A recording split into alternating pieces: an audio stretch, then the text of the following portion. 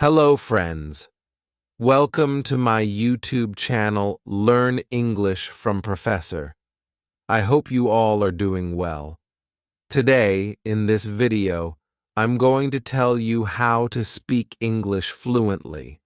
Learning English is a big journey, and we can improve our English with such beautiful stories. Let's listen to this story, which will improve your English speaking skills unprecedentedly. Do you want to improve your English? Do you want to speak English more fluently? You see, the English language changed my life.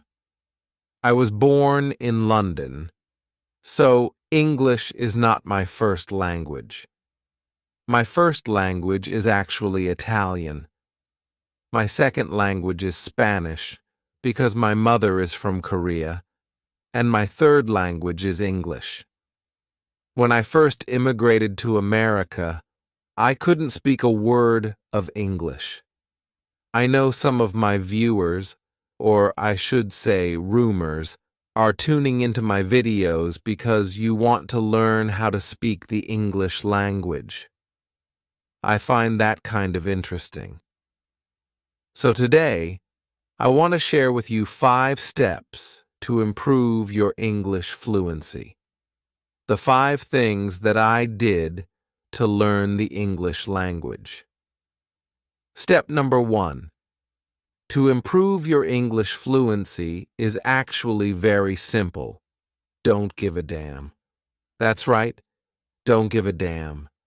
Speak whenever, wherever, however. It doesn't matter if you speak with an accent. I still speak with an accent, and I talk to tens of millions of people every single month. It doesn't matter. Forget how people will judge you. Forget how people will think of you. All this stuff doesn't matter. Just speak as much as you can.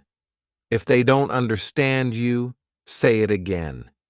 If they don't understand you, say it again. You just keep saying it. I remember because I spoke with such a thick accent, I spoke like a famous action star. I can still speak with some accent like, hey, yeah, this, then that kind of stuff. But you just speak as much as you can, because that's how you get comfortable. You wouldn't guess if you're always thinking about, oh, understand a culture, understand philosophies. You need to understand the language. So when I learned the English language, then I also learned about a lot of other things. The culture, business, of course. Language is not just something that you use to communicate. It's also something that you can train your mind with. So understand that. Step 4. Immersion.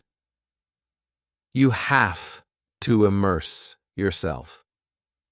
When I was learning the English language, what I did was listen to music every single day. I would listen to English music, English songs, and try to sing along just to learn it, right? It was very, very difficult. I was listening to rap music, which is way too difficult.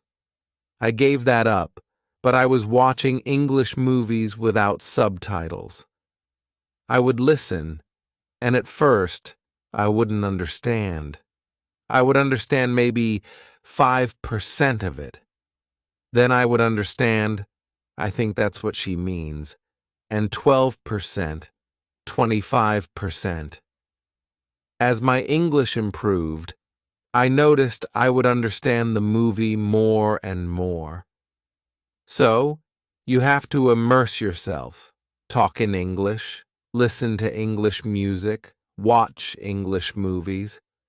Do as much of that as you can. Naturally, you'll pick up the slang, you'll pick up certain stories or phrases. That's how you learn the English language. Then, make it fun. It doesn't have to be, oh, I have to sit down and study. No, make it fun. Talk to people who speak English, interact, connect, read, watch, listen. That's how you get good. How I got good. Step number 5 to improve your English fluency is to hang out with people who speak English.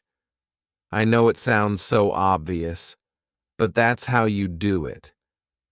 I remember in college, you would see these groups of people. I would see the Chinese students only hang out with Chinese students. I would see the Korean students hang out with Korean students, and Jap-ESE students hang out with Japanese students. I would do the opposite. I would go and hang out with people who speak English. I would hang out with Americans, people who grew up locally and speak perfect English. I would just talk and hang out.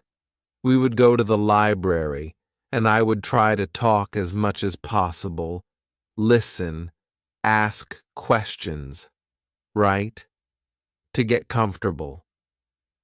Another thing that I did was actually get a Korean girlfriend who speaks English. So, that's another way to do it. I'm not saying that's the only way to learn, but if you want to learn a new language, take someone who speaks the language. You'll be shocked at how quickly you pick that up, how quickly you can pick up the language. Let me share a bonus tip, an additional step, if you're interested. Okay, step number 6 is entering a state of overlearning. Allow me to explain. If you're aiming to learn a language and you want to progress quickly, the fastest route is to enter a state of overlearning. Let's use an exercise example. If you want to build stronger biceps and you can currently curl 30 pounds, that's your current strength level. To make lifting 30 pounds easier, you should train with weights slightly above and below that, like 28 pounds and 32 pounds. This is overtraining or overlearning, as I'm referring to it. So, what I did was apply this principle beyond just learning English. I was also learning skills related to business, selling, closing deals, and marketing. It wasn't just about daily English for communication, but also using English in high-stakes situations where there was more at risk, like financial transactions. This approach helped me become a fluent English speaker. Now, I'm sure you've had times in your learning journey when progress felt swift and effortless. You were motivated, and it was enjoyable. But eventually, you may hit a wall where you feel like fluency is out of reach. This feeling of being stuck is often referred to as the intermediate plateau. I've been there too. It can be a comfortable spot where you can communicate and understand in many situations, but it's not enough. For most of us, we want to use the language as comfortably as we do our native tongue.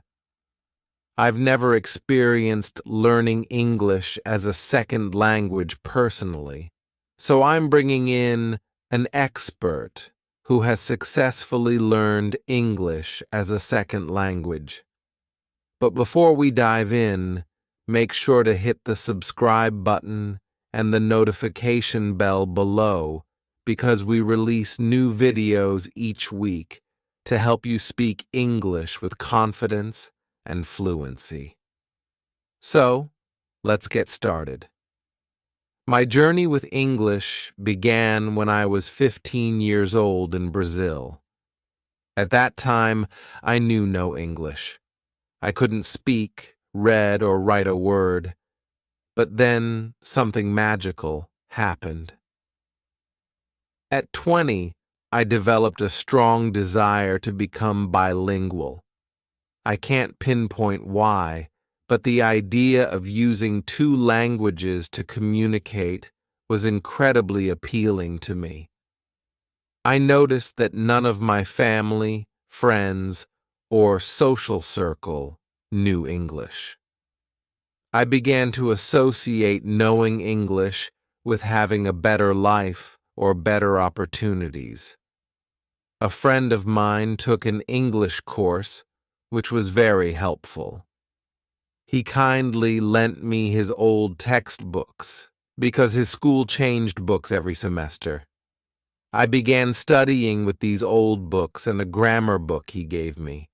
I started learning on my own with these resources. I was fascinated by English, always finding it interesting, actively studying it. I involved reading in English, copying passages from the books, and being excited to use another language for writing and communication. Although my speaking skills were underdeveloped, despite growing up watching movies and listening to music in English, my speaking abilities were still in their early stages. I remember trying to read aloud from the books I was studying, and it was a complete disaster. The words wouldn't flow smoothly, and I had no clue how to pronounce certain terms, like lay for do. It was really frustrating, but I persevered because ultimately that was my sole focus for about 4 years, from ages 16 to 17. Most of my study time was spent with books, which was my first major mistake. I took far too long to start speaking. You don't want to make that mistake. Back then, 15 years ago, it was much harder to find people to practice speaking with, so I relied solely on books. Today, however, we have many fantastic resources, such as apps. Speaking of apps, let me tell you about the Real Life English app. As you might know, this app allows you to have conversations with people worldwide with just a click. Plus, you can listen to our podcast there and access transcripts. It's amazing. If you haven't downloaded the app yet, you should definitely do so. It's one of the resources I wish I had when I was learning English and trying to improve my speaking skills 15 years ago. But then something remarkable happened. When I turned 17, I started working, and I must say that my job experiences, especially those involving speaking and listening, were crucial for my English development. Let me explain. My first job was at a drugstore where I worked as a cashier. There was something unique about this drugstore.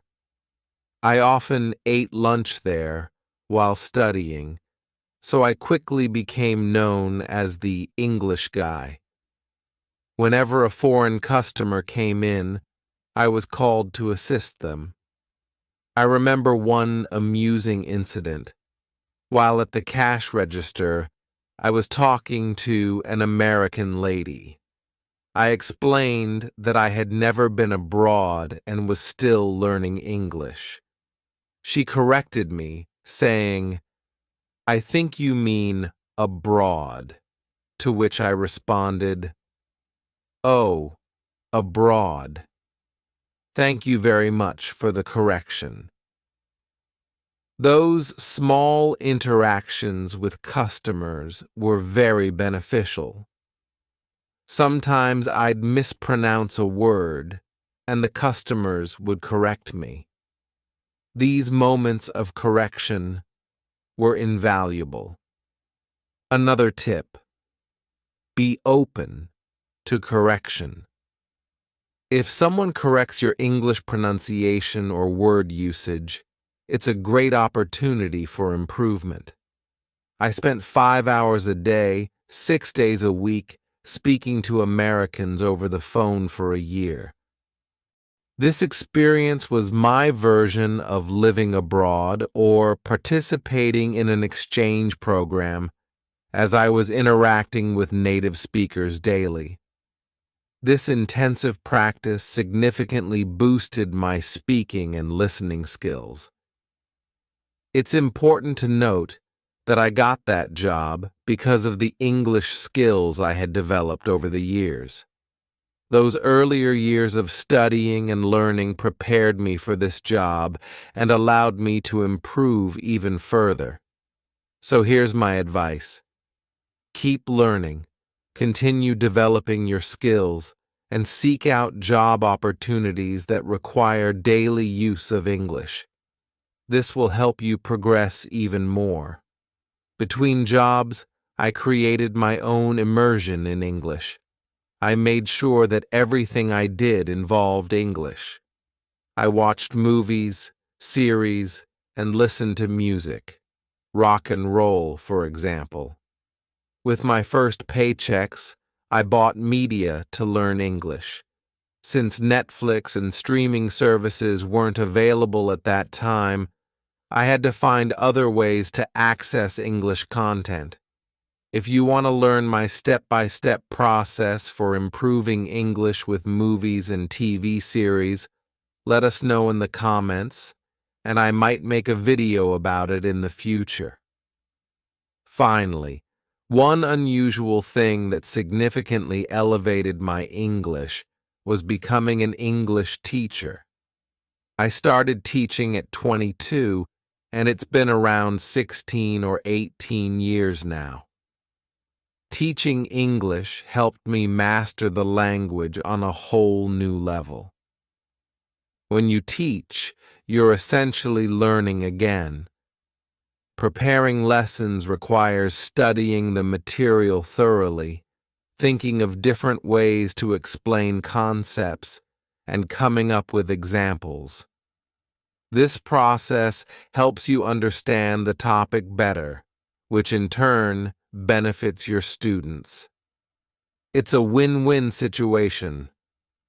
Over the years, I've had the pleasure of working with many experienced teachers, which has further enriched my understanding and teaching of English.